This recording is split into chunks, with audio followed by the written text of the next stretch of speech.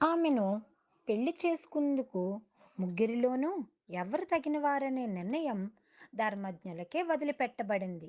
విక్రమార్క మహారాజా, నువ్వు ఆలోచించి చెప్పు అన్నాడు బేతాళుడు. అందుకు విక్రమార్కుడు, బేతాళుడా, జ్ఞాని, సూత్రకల్పనుడు తమ విద్యా ప్రభావాన్ని కనబరిచారు, కానీ మరేమీ వారి వల్ల కాలేదు. కానీ సూర్యుడు ప్రాణాలకు తెగించి ఘోరంగా పోరాడి రాక్షసుణ్ణి చంపి కళ్యాణ్ణి తెచ్చాడు కనుక అతనే ఆమెను చేపట్టదగినవాడు అని చెప్పాడు విక్రమార్కుడు బేతాళుడితో. విక్రమార్కుడికి ఈ విధంగా మౌనభంగం కాగానే బేతాళుడు కట్లు విడిపించుకొని రివ్వున ఎగిరిపోయి మోదుగ చెట్టు కొమ్మకి తలకిందులుగా వేలాడసాగాడు బేతాళుడు. విక్రమార్కుడు మళ్ళీ అతని కోసం బయలుదేరాడు. పట్టువదలని విక్రమార్కుడు మరలా మోదుగ చెట్టునెక్కి బేతాళుణ్ణి తాళ్లతో కట్టి భుజాన వేసుకుని మౌనంగా నడవసాగాడు. అప్పుడు సమల్లోంచి బేతాళుడు, విక్రమార్క మహారాజా, నీకు మార్గాయాసం తెలియకుండా ఒక కథ చెబుతాను విను అంటూ ఇలా ప్రారంభించాడు. అబ్జపురం అనే పట్నం ఉండేది. అబ్జపురం అనే పట్నం ఉండేది. వంశకేతుడనేవాడు దానికి రాజు. ఆ పట్నానికి దగ్గరలో ఉన్న భద్రకాళి గుడికి ఆ రాజు గోపురం, మండపం, ప్రాకారాలను కట్టించి ప్రతి సంవత్సరం మహావైభవంగా ఉత్సవం జరిపించేవాడు. ఆ ఉత్సవానికి చుట్టుపక్కల చాలా దూరం నుంచి వేల కొద్ది జనం చూడ్డానికి వచ్చేవారు. అలా చాలా సంవత్సరాలు గడిచాక ఒకసారి ఆ ఉత్సవాన్ని చూడ్డానికి ఎప్పటికంటే చాలా ఎక్కువ మంది జనం వచ్చారు.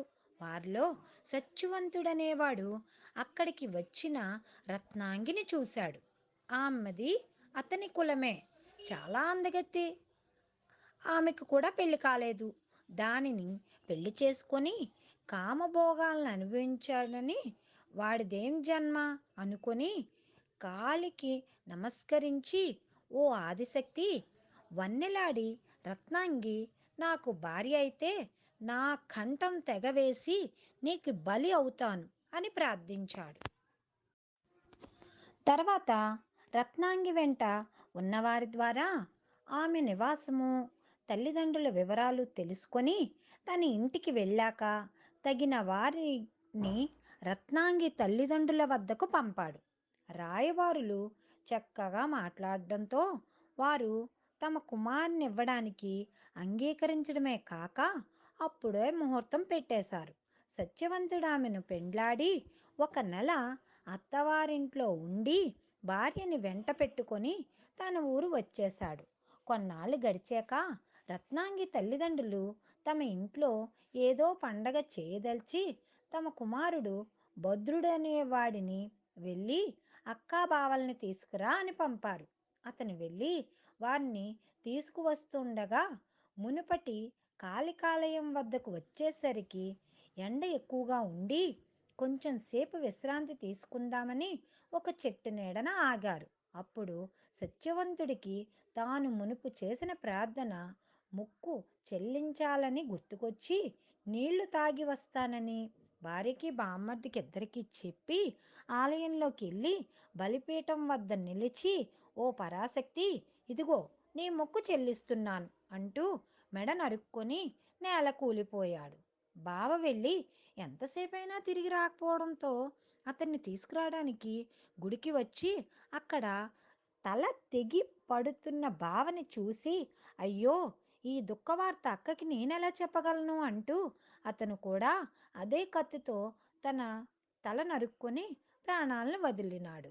వాళ్ళిద్దరూ ఎంతసేపటికి తిరిగి రావటం లేదు, కారణం తెలియదు. తెలియక రత్నాంగి గుడికి వచ్చి అక్కడ ప్రాణం పోయి పడి ఉన్న వారిని చూసి, ఛీ, ఇంక నాకి బతికెందుకు, ప్రియమైన భర్త, ముద్దుల తమ్ముడు పోయిన చోటనే నేను పోతాను అని నిశ్చయించుకొని వారు తలలు నరుక్కున్న కత్తితోనే తాను కంఠం ఖండించుకోబోయింది. ఆ సమయంలో కాళికాదేవి ప్రత్యక్షమై, వద్దు, సాహసింపకు అంటూ ఆమె చెయ్యి పట్టుకొని ఆమె నోదార్చి కావలసిన వరం అడుగు అంది. రత్నాంగి సంతోషిస్తూ నా మగుడు తమ్ముడు మళ్ళా జీవించేటట్లుగా చెయ్యి తల్లి అని కోరుకుంది. కాళిక కనికరించి అలాగే వారి శిరస్సుల్ని శరీరాల్ని కలిపి ఉంచు అంది. తొందర తొందరలో తడబడి రత్నాంగి తమ్ముడి తలని మగడి శరీరానికి, మగడి తలను తమ్ముడి శరీరానికి చేర్చింది. వాళ్ళని బతికేలా చేసి కాలిక మాయమైపోయింది.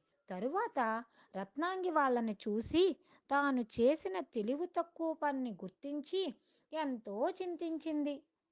విక్రమార్క మహారాజా, వారిలో రత్నాంగికి ఎవరు మగడవాలి అని అడిగాడు బేతాళుడు. విక్రమార్కుడు కొంచెం ఆలోచించి, బేతాళా, శరీరానికి ప్రధానమైనది శిరస్సు. వాళ్ళిద్దరిలో ఎవడు రత్నాంగిని చూసి భార్యగా భావిస్తాడో వాడే ఆమె భర్త అవుతాడు అన్నాడు. విక్రమార్కుడికి ఈ విధంగా మౌనభంగం కాగానే బేతాళుడు కట్లు విడిపించుకొని రివ్వున ఎగిరిపోయి మోదుగ చెట్టు కొమ్మకి తలకిందులుగా వేలాడసాగాడు. విక్రమార్కుడు మళ్ళీ అతని కోసం బయలుదేరాడు.